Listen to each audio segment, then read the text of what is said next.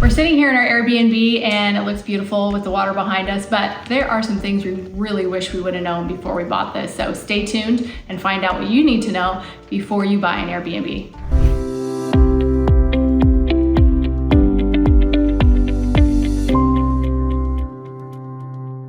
So a lot of people decided to buy Airbnbs during the COVID chaos, and we were one of them.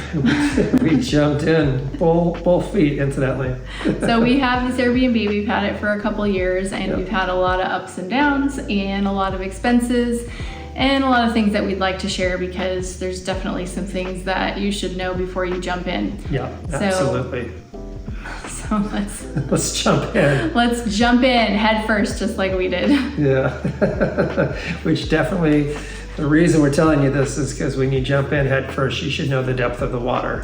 Things could go bad really quickly. And fortunately they haven't, but here's some things that we really wished we would have considered prior to buying our first Airbnb investment. So the first thing that you really want to consider is the location.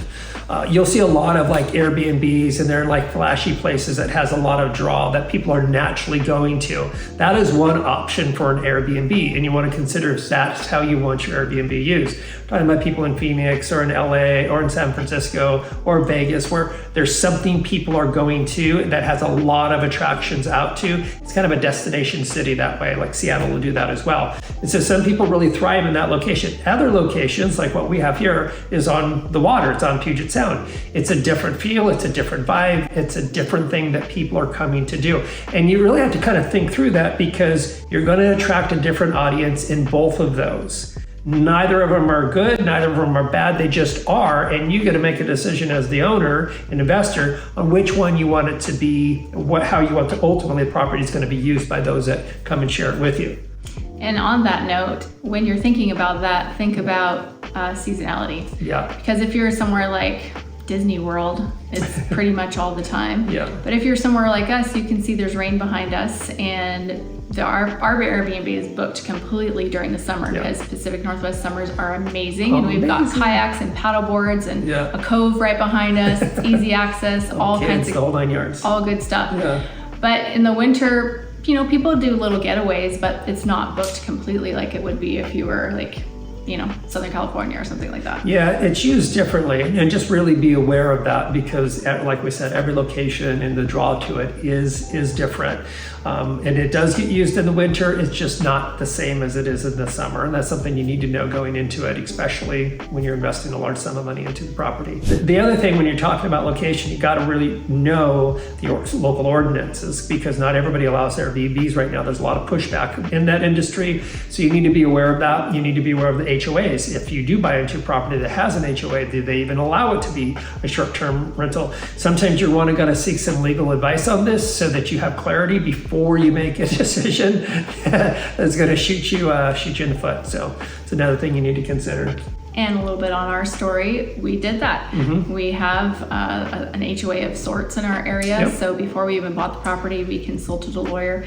And then when things came up later, after we bought it, we already had the documentation that said, yes, it's legit. We can have them here. And so definitely look into all the regulations, because man, you could really waste a lot of money if you can't do what you want to do after you've bought it. Yeah, and like I said, we're real estate professionals. This is what we do all the time, helping people buy, sell, invest in real estate. And it's still sometimes good to get a lawyer to have them look at stuff, because it'll definitely cover your what's that word? Yeah. You're behind? You're behind. So the second thing we wish we would have known before we bought the Airbnb is how much research you should do. I have actually, since we've owned this, done more research than I did before. I looked at the area, I looked on Airbnb, I saw the kind of the prices that people were paying for things up here, and I thought, okay, that's good. It looks like it's a good spot, but there's a ton more research that you need to do. There's actually a website called AirDNA, and it helps you run all kinds of numbers on what's the best property. I've listened to Airbnb investment experts, and they say some of them don't buy a property unless it can make over $200,000 a year. So we definitely aren't doing that here. Not happening. And that's okay, because I mean, that's just this learning curve that everybody's on. And if you know my wife, she is definitely a researcher, and I am too, as well by nature. We like to look into it, but there's so much information out there. It's very easy to kind of get sidetracked and maybe miss some of the fundamentals. So what you wanted to figure out is what you want the property to do for you. Because like Jerry's talking about, people talk about making hundreds of thousands of dollars a year off of their Airbnb, which is great if that's it. I don't know their numbers, but if they are making that, good for them. But there is another way of that you potentially want to use property for. And there's cash flow, which is always one element, and then there's net worth, which is another one. So for us in our situation, cash flow mattered, but it was also a little bit more about building net worth and having something that we also could use. When you think about how the property is, what do you want it to do for you? Consider your own needs for this. Because of the location of this property to where we put our primary residence, we're able to come up and utilize this on down weekends, on down weeks. We work from home, or we work at a house most of the time when we're working with clients. And because of that, we can have access to come up and enjoy the property, and also let other people enjoy it at the time. That's a really big quality of life. And so when people talk about how much is it worth or how much it's doing, there's a lot of factors that go into it. And I want you to consider that for yours.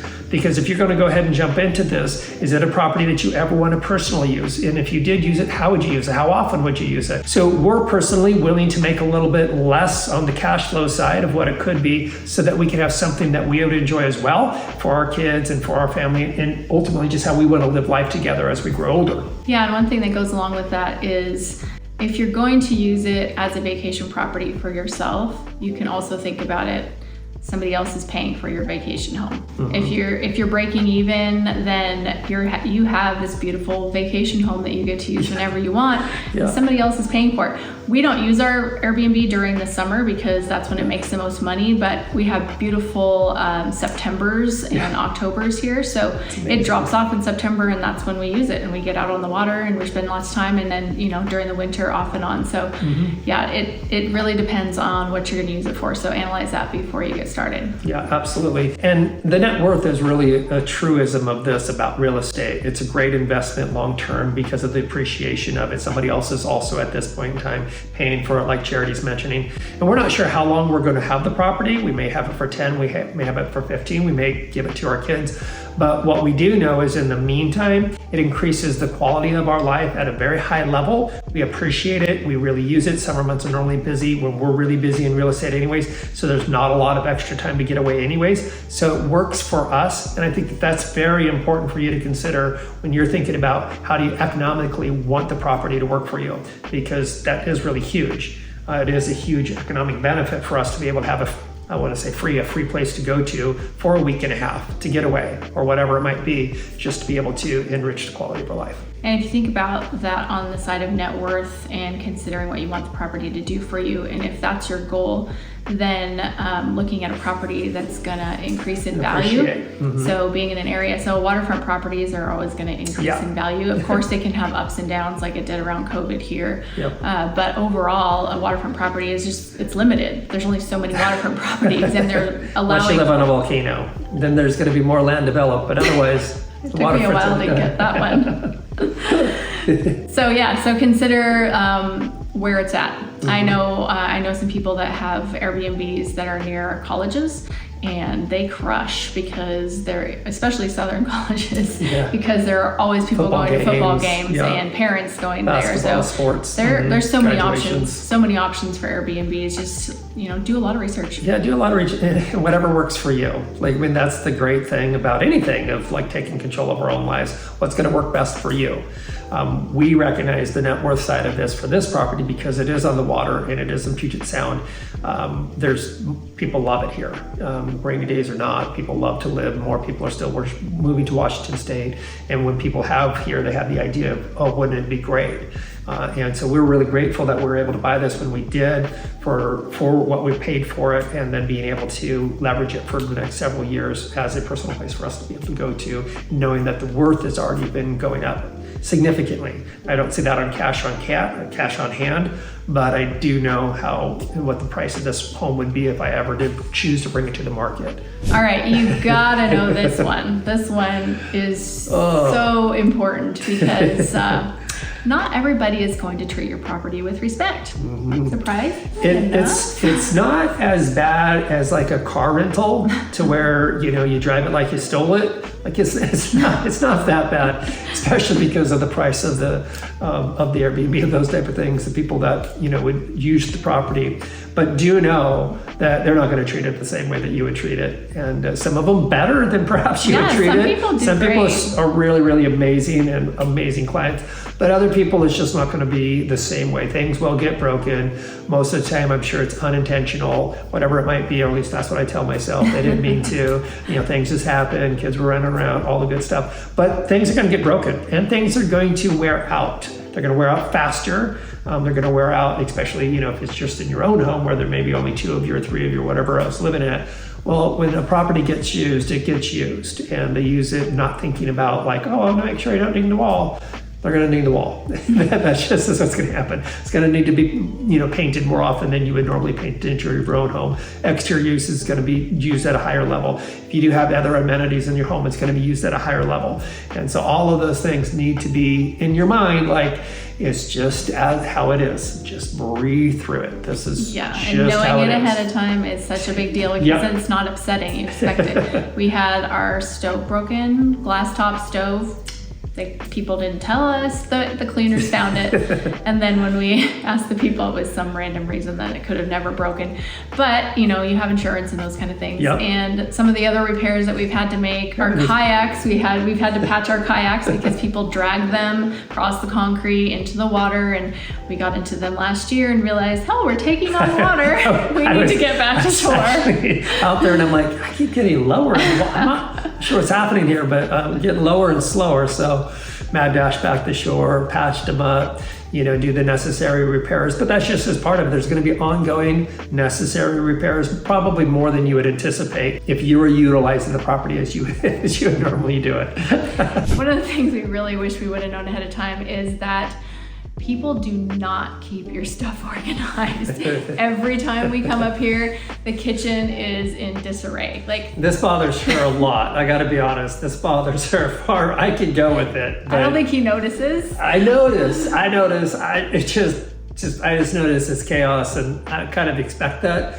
It's going to be all over the map. It's going to be a knife over here where it doesn't make sense, and a bowl over here, and something in a cupboard hidden that you would never find again, perhaps. Yes, it can't be organized. Yeah, it never will organized. be. So ever. Breathe through it. Therapy, Xanax. Okay, whatever. And then the other thing. This is a bonus. Hold on a second. You get to acquire new things that all of a sudden are left here, like that. Like that was somebody bought that. Somebody bought that for their time here. This. If you don't know what it is, I didn't know what it was. Charity had to look it up or tell me what it was. It says it on the back. It's a crepe maker. It's a crepe maker. So crepe. It's whoever. Thank you. We're now crepey family. Or other people are crepey. We're crepey. It's almost like creepy, but it's not. It's not creepy, just crepey. Yeah. This got left behind. Yeah. People probably just didn't think we had good water here. And they realized we did, so they left it for us. You get marshmallows, you get cool food, you get bowls. Caramel bits. I didn't even know that's up to that. We have a bunch of those. And then happy birthday candles. Somebody didn't get to blow out their birthday candles. This is a beautiful bowl. Yes. It's beautiful. Somebody also thought they needed to bring their own glasses. Those are real glasses. They're really nice, heavy glasses from Target. Okay, and this might be I'm assuming I don't know how they'd be used. It's probably for a cocktail and wanted something like a cocktail thing. Maybe they'd never gone to an Airbnb before and they didn't realize that there are things. But our kitchen is completely stocked. Overstocked. We have to unstock it. I don't know if she's telling me we're done with this section, but we might be done with a lot of things. This is a nice knife. I'm not going to hold it there. That somebody brought and left. So thank you for contributing to the future, because inevitably all of those things are going to get broken, because that's what happens, is that all just gets broken too. That was good. Yeah, we actually like it. It's kind of a surprise every time we come. Like, what kind of presents will we have this time? I mean, even like, there's certain things that we're not going to show you on camera that people left behind that we discovered. We're not judging. Everybody gets to be themselves and enjoy the property however they want to enjoy it. Yeah, absolutely. So along lines with that, the next thing you should know is it's expensive. You can't just buy a house and expect there not to be things. And besides the things that people break, it's a house and you're going to need to maintenance, all repairs. The maintenance. Mm-hmm. Yeah, it's a lot. I mean, you're maintaining 2 houses. So if you think about the house that you own right now and you think, wow, that's a lot. Well, double that. Yep. And then even more, because there's more people using it. And that's major things, like we've had to have our septic repaired. That was a major expense. You need to keep some money aside. Yeah. Before you even go into it, there needs to be money set aside, that you're knowing that this is going to come up. Obviously, get your home inspected before you would buy one, but in that same vein, like there's a lot of things that home inspections don't show up that you're going to potentially go wrong, and you just have to be aware of that and prepared for that. Because it is like stoves or fridges or bathtubs. Oh yeah, we just bought a fridge too. We did. Just stopped working. And bathroom remodels that you didn't know that you're going to need within the next year or so because of things, plumbing, leaking pipes, hot tubs breaking, no longer working, those type of things. Yeah, all the little things that you need to be aware of going in. And so just be aware. It's more expensive than you think, and that's okay, but it is what it is, so that you can be prepared. And the last thing you should know is running an Airbnb is going to take more time than you think. Yeah. I mean, it took us a ton of time to get it set up. Yeah, absolutely. The setup time, which was huge. Getting things painted up, getting things prepped, getting things like buying all the furniture, converting the space into you just have to approach it completely different, because you're not thinking about it in the same way you would regard, like, oh, that's going to be a little great kids room. It's like, no, how is this space going to be used by multiple people multiple times a year? And then what should be prepared for and what should be concerned about, making sure that everything is set up so that you don't run into unforeseen problems just because you didn't think about it. Give yourself enough time to really think about it, because it does, like Charity's saying, it took a lot more time. It took us like 2 or 3 months longer than we thought to get it up and running, to put it up on the market, to be where it'd be able to be used by other people. And initially we thought, oh no, it's like a month. Oh, no big deal. It was 4, wasn't it? Yeah, 3 or 4 months. 3 or 4 months. Yeah, and then besides that, getting it actually up and running on Airbnb and VRBO, that's a big chore just to get that done right. And it takes the time to manage that. It takes the time to get enough reviews. You got to try to, get people to give you reviews so that your rankings move up. So that time increases, and then you're chatting with people. You're running back and forth to fix things. If you're deciding not to use a property manager, we tried property managers, and to me, it took more time because they weren't doing the things that we needed them to do in such a degree that made the property look as good as we wanted it to. So those are a couple aspects about it, but then also it just takes time for the business, because it's a business, to get up and running. We do live in this get rich, quick mindset in America. Sometimes we fall for the gold rush type of things. Airbnb, could be a gold rush for some and whatever it might be. But for you, for me, for the vast majority of people who are going to own these or choose to use these as part of their investment portfolio real estate plan, it's going to just take time to get up and running, to be a good profitable business that's going to work for you. So really think in terms of 3 to 5 years. Don't think in terms of 6 months. It's great if some people have that, good for them. But I think for the rest of us that really kind of think about this, go into it the mindset that this is a business decision and a business that you want to be a part of, and it's going to be time invested into that business that's going to pay off in the long run, just like any good business plan does. So if you're thinking, I don't know if I should buy an Airbnb now, or maybe this was super helpful for you. I hope so. And you're thinking about buying one, well, lucky you. We're real estate agents and we can help you. So if you're thinking about buying or selling anywhere in Washington, reach out. Just look in the description below and you can get on our calendar.